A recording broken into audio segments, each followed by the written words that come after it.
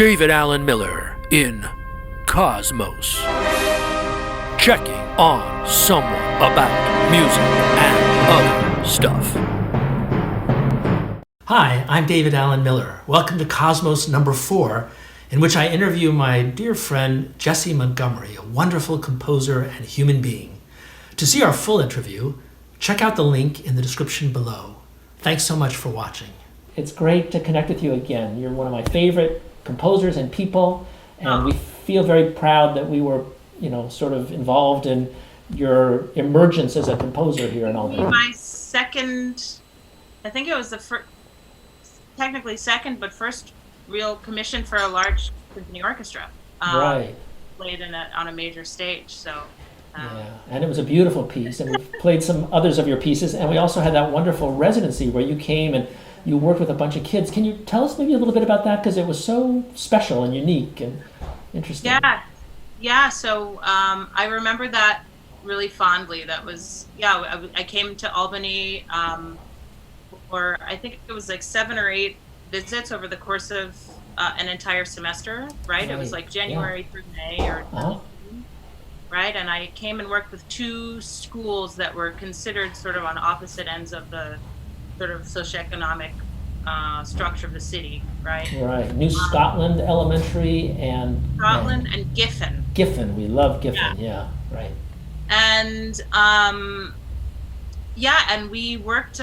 I worked with the kids. These were kids that many of them were English was their second language, and so we were sort of using tools of improvisation and chamber music and listening to help them sort of create. They created their own oratorio.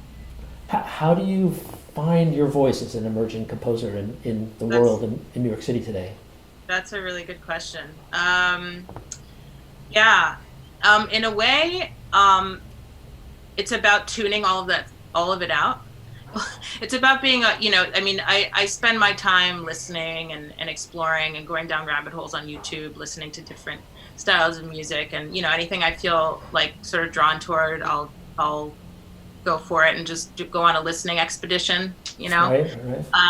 And then take some notes. Sometimes I take written notes. I just sort of brainstorm. I think things through in terms of how I interpret what I'm hearing, and then I throw it all to the side, and then I have to tune out, and then sort of let whatever comes up come up, and then you just go. Then you're in the process of being a composer, which is like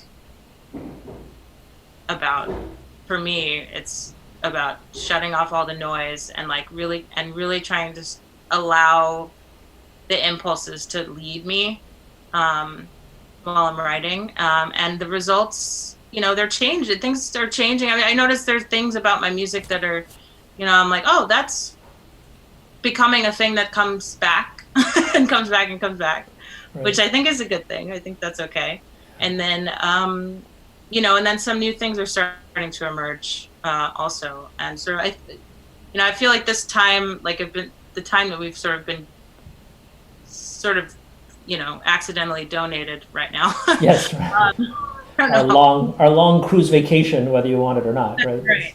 Yeah. I've been it's been good in a way, because I've been able to sort of dive into some ideas that I've, had inklings about, but now I can really sort of flesh them out and screw them up and and try to sort of get through them a little bit.